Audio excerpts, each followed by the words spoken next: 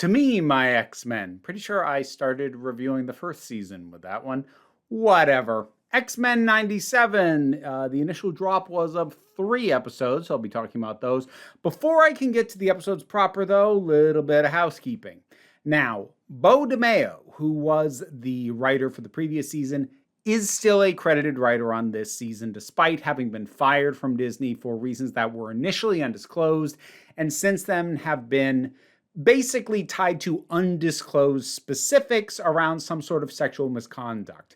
What that was, the extent of it, we do not know. Disney never really came forward with that. They initially didn't even say it was due to an internal investigation on sexual misconduct. They said that much when Beau DeMayo was just running his mouth an awful lot after having been fired. That sounds like a very judgmental term, and trust me, I am loath to side with a corporation like Marvel and Disney against a black creative, black gay creative at that. But at the same time, Beau DeMayo went on and on about all the evidence he had about how he definitely did nothing wrong and he was going to reveal the real reasons he was fired. And he never did that. He has continued to talk crap on Twitter basically anytime any Marvel thing is in the news. And regardless of his talents as a writer, because he is a talented writer, and regardless of exactly what it was that went down, and again, to be clear, whatever victims there may be have not come forward, which does not mean that stuff didn't happen. It just means that for whatever reason, the people to whom it happened against do not feel like airing this publicly. So I've probably already spent more time than I should. But Beau DeMayo at this point has opted to just talk trash at every opportunity on social media, which I don't know, maybe he literally has nothing better to do with his time. It just strikes me as a petty way to fail to try and move on with your life. And look, if it was an unjust firing, which I can't eliminate that possibility, if it was an unjust firing, then that really sucks for him. But even if that was the case, dude, move on. Regardless, his name is still on these. It's because these scripts were turned in prior to his firings and whatever, the findings of whatever internal investigation happened. So I kind of feel the same about this season of X-Men 97, the way that I feel about the 4th season of Netflix's Castlevania, written by Warren Ellis, another very talented writer with a lot of nonsense. That one's a lot more verified because you had a rather lengthy list of people come forward to talk specifics. Regardless, I kind of feel about this the way I felt about that, which was that by the time stuff was known publicly, and again, we can't know if it was known internally before and they were glossing over it. Maybe they were. I don't know. Neither do you. But by the time anything was known publicly, those scripts were already turned in. So the options were basically to start from scratch, lose however much work had already been done on the thing, scrap the season and potentially the show entirely, or just accept that they'd already paid for scripts from a guy who they would not be paying if they were hiring him right now, and just move forward and do the best work they could. That's what they opted for here. That's what they opted for with Castlevania Season 4. You can decide your own level of comfort with that. I have spent way longer talking about this than I intended. So let's talk about the episodes proper. I was not super thrilled coming into this. Now, I liked X-Men 97. I thought it was great. I also wasn't super thrilled going into that because I have always said that the X-Men 90s animated series was vastly overrated by my generation. It's not that good. Like, the animation is choppy and cheap, and the voice acting is entertaining, but it's camp as hell and not always to his benefit. Like, sometimes that works and sometimes it's fine. Other times it's like, oh boy, that really serious moment didn't land right because that voice acting is whoa, okay. And that may or may not have been an issue with the actors, could have been the direction, could have been whatever. But like, I never held that animated series in very high esteem. Certainly not when stuff like Gargoyles and the Batman animated series were coming out at the same time. Like, it didn't even hold a candle as far as I was concerned. So I wasn't excited for the first season either. But the first season ended up being really, really good. So I was still nervous coming into that, even knowing that, because I don't like Apocalypse. I think he's boring. You know, when you have an opponent like Magneto or Bastion, even, who was brought up in the previous season, these philosophical foils to what the X-Men are trying to be and the world they're trying to build, that is a lot more interesting to me than the biggest, strongest dude ever.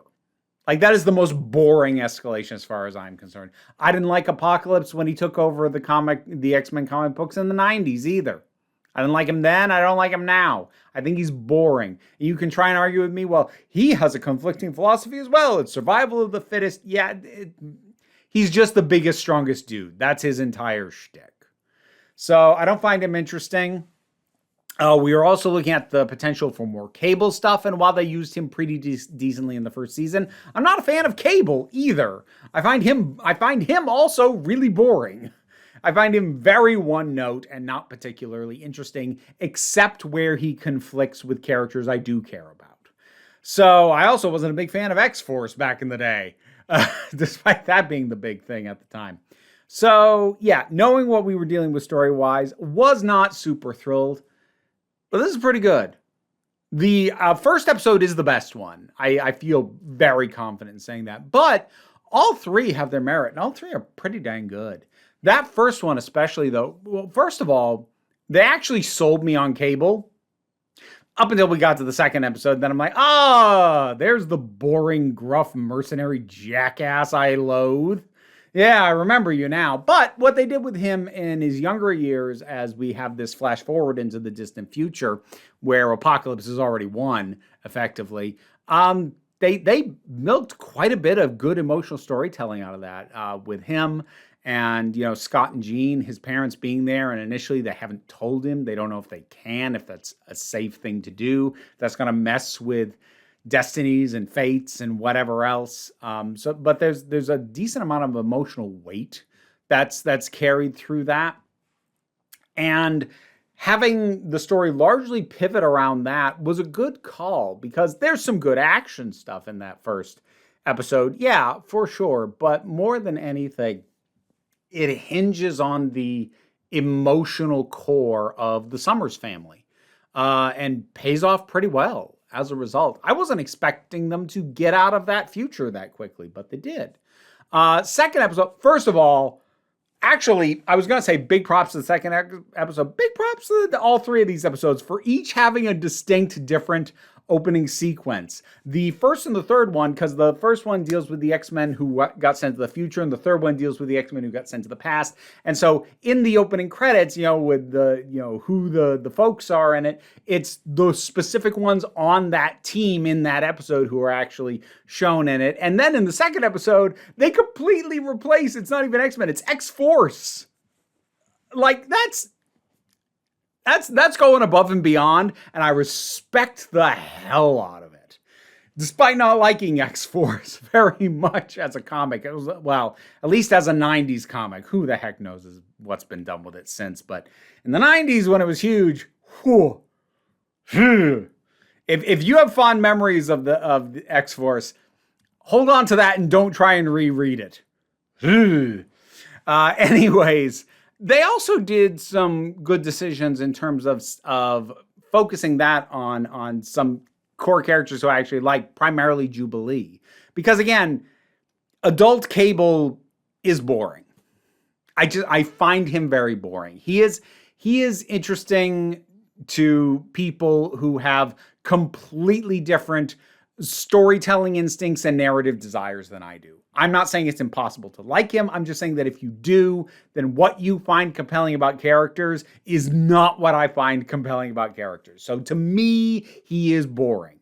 But I like that we brought in Psylocke. We have Archangel. We get a little bits of hints of what it was Apocalypse did to him to make him the way that he is. We get Polaris, and get a little bit of the history between her and Jubilee. It was interesting seeing Strong Guy and, I can never remember if the Wolf character on X-Force is Wolfsbane or Feral. I think it's Feral on X Factor. Yeah, because X Factor has Wolfsbane. X Force has Feral. So Feral wasn't in it. Feral was on X, so it was Wolfsbane on X Factor. I might even have that backwards. Feral might have been the one on X Factor. And you wonder why the 90s were a mess for the X-Men. But it was surprising seeing folks like Strong Guy and Havoc show up. A little nod to, Havoc being Cyclops' brother as well. I think overall it was an interesting choice to bring in X Factor just as a foil to X Force. The two teams sort of not intentionally, but like metaphorically vying for the mantle left behind by the X-Men who are currently gone. And each of them sort of missing the mark in a different direction. X-Force by being too brutal in their tactics and willing to enact deadly violence. And then X-Factor for very foolishly, well-meaningly perhaps, but very foolishly partnering with the U.S. government. Like, even Charles, at his most well-intentioned, I don't think would have been that naive. But it's interesting to have a clash between two opposing visions for the legacy of the X-Men, neither of which really has it right. Like, either one of which is doing at least one thing that is a massive deviation from what the X-Men would have stood for. And like, that's a really interesting thing to do. And that's an interesting way to use both X-Factor and X-Force. I really liked the highlights Jubilee got. First of all, it's just nice seeing Jubilee be a badass in combat. Oh, that's just fun. But I really liked the emphasis put on that regardless of X Factor's intentions, what they're doing is wrong. Regardless of what greater good they think they're serving, because you have Jubilee, go down this detention block and see all these mutants collared. I'll tell you the one that really got me, and I only barely know these characters, but the visual was great, that you had two cells. They weren't in the same cell. You have the Stepford Cuckoos, and they're using the version of them that's three of them, and two of them were in one cell, the third was in another, and they were against the wall. It was like Doomsday in Doctor Who, where Rose and the Doctor were on opposite sides of the wall. It was like that. Like they would have done, you could tell just in this quick shot, they would have done anything to be together. Being separated is like the worst thing you could do to them. And that's what they did. These three beings that practically share a mind have been cut off from each other. And that's a really strong single visual. And I think it comes across even if you don't know who the Stepford Cuckoos are. I think it still is communicated just in the visual language of that. That was a really powerful moment, really powerful image. And yeah, I really like this highlight for Jubilee. Jubilee had a highlight episode last season, which was the video game one. She had with Sunspot and Mojo was in it, and that one was fine. Like, I liked it well enough. I didn't love it. I like this better, as an embodiment of her, caring more about the legacy of what the X-Men would have done than seemingly anyone else on X-Force's team, and putting her money where her mouth is. And I really like the highlight she got in this second episode. The third one, the one back in the past, interesting seeing Magneto, of all people, thinking that maybe he can alter the path that Apocalypse is on. It's interesting because you'd think Charles would be the one to, try and appeal to someone's better nature. But because, at least to the best of my knowledge, in the X-Men animated series, Magneto never fought Apocalypse. I'm not sure if he ever even met him. So he only knows what Charles has told him, whereas Charles went face to face with this guy. And he's like, no, this is not going to go well. But I also really like the logic by which Magneto argues, basically just give me a chance. He said, your X-Men thought that I was unsalvageable when you left your school to me. You thought better of me, let me think better of him. And it ultimately doesn't pan out because, well, then the show's over. Well, not the show, but the arc. I did wonder if they were going to wrap out the Apocalypse arc like really early and then do something else after that. I mean, they still might. They might wrap it up in like the second half of whatever two-parter episode 3 ends up being a part of. But it is interesting to see Magneto having a different kind of hope for building something else. And even though, you know, there's that fear, like, you know, he could just be worse with a slightly different vision, but Magneto says outright, imagine if he has your dream for the future. And that's what he pushes for instead of what he's doing. And it's a lovely idea. Doesn't work. I don't know if they are going to get into Ramatut being Kang the Conqueror. They allude to it. They have him call himself the Conqueror. And I actually even think some of the like sort of round sphere and interlocking circles sort of look to the tech. I think that's even the same visual style they gave Kang in the MCU when he was around. I could be misremembering that. I haven't rewatched stuff like Quantumania in a while. But to my memory, I think so. Which it's a neat touch if not. And if they're not going to get into it because of, you know, continuity stuff, maybe it'll be like how there's that very brief moment in the first season where you saw Spider-Man when there was the global blackout. But, you know, Spider-Man wasn't going to be a major part of the thing. Maybe Kang's going to be like that, just a couple references, but we're not getting into it right now. But I don't know. I thought that was kind of neat. And I will say this about Apocalypse. He is more interesting in his beginning than where he ends up. Because at least in his early days as a En Sabanur, that's a time where, like, he's far more interesting when you're wondering how far will he go. I mean, we know how far he'll go. We've seen the future. But as a character, he's much more interesting as you wonder, can he be diverted? Can he be softened? Is there a soul in this monster? Whereas the stuff in the future and even the present when he usually shows up, the answer is just no. No, he's just a monster with godlike power. I'm like, oh, great. How not interesting. But we'll see. We'll see what they do with him. I'm not holding out a ton of hope that they're going to make Apocalypse super interesting at the end of this story. I'm not sure anybody could pull that off. But they've made it work for 3 episodes so far, which is actually, honestly, longer than I thought you could have me interested in an Apocalypse storyline. So I guess that means this is off to a pretty dang solid start. X-Men 97, first 3 episodes. What'd you think about them? Whatever your thoughts are, drop something down in the comments. Let's talk about it. Patreon pays the bills, enables me to do this as my living, even if you can't help me out that way. Like, share, subscribe. Those all help. Don't worry too much about it, though. We take a relaxed attitude around here, so you just come on back next time you need a break.